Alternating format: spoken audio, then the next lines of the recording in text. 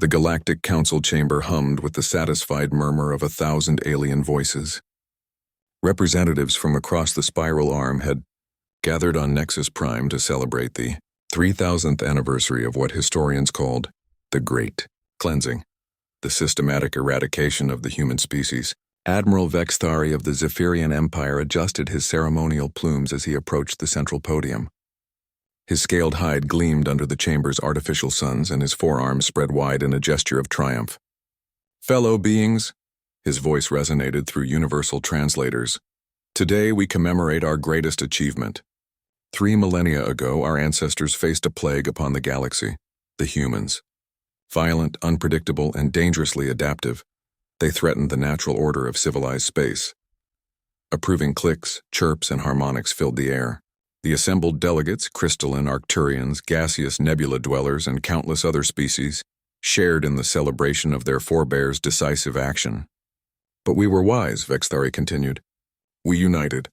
We struck first. We eliminated the human menace before they could corrupt our perfect galactic harmony.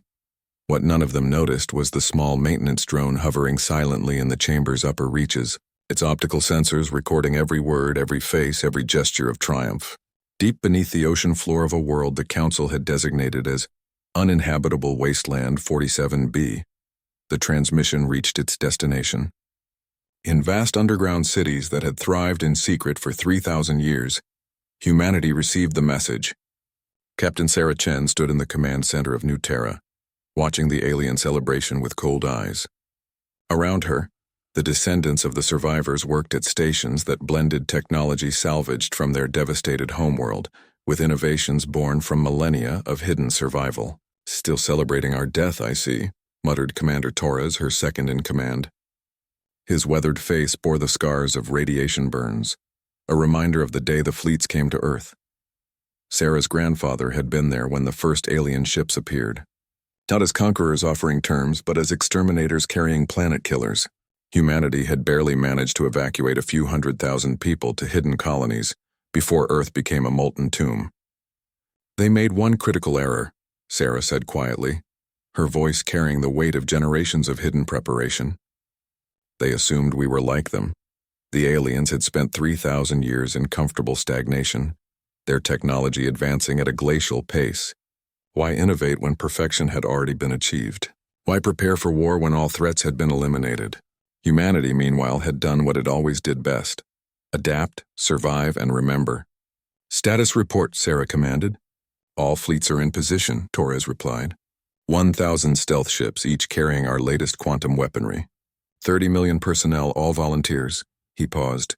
"The AI cores have finished calculating firing solutions for every Council world simultaneously."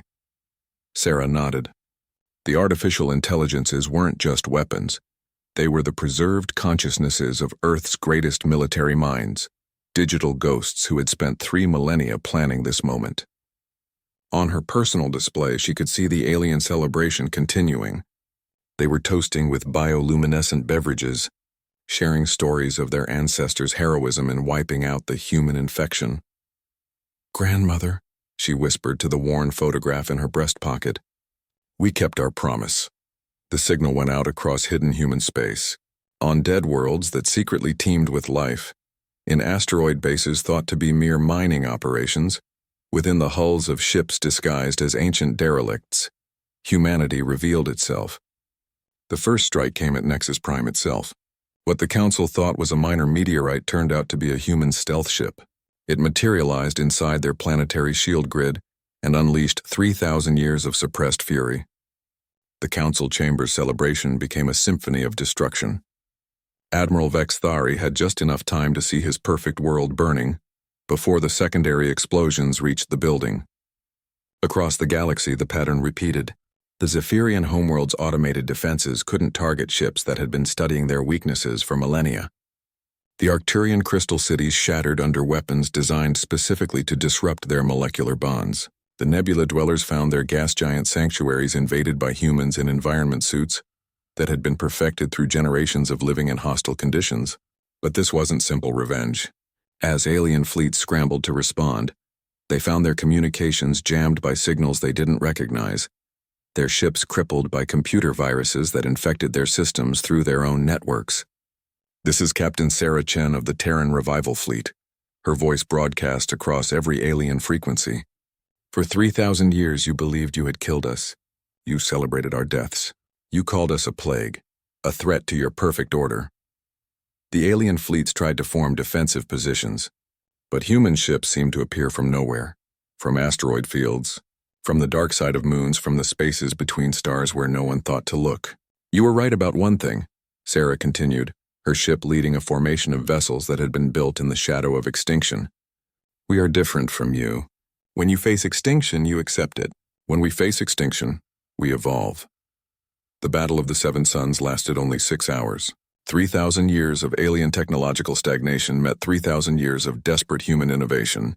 The outcome was never in doubt. As the last alien battleship fell silent, Sarah stood on the bridge of her flagship, looking out at the stars that had been denied to her species for so long. "Commander Torres," she said, "transmit our terms to all surviving Council worlds." The message was simple. Humanity was reclaiming its place in the galaxy. The age of hiding was over. Any species that wished to coexist peacefully would be welcome. Those that chose aggression would face the same fate as their predecessors.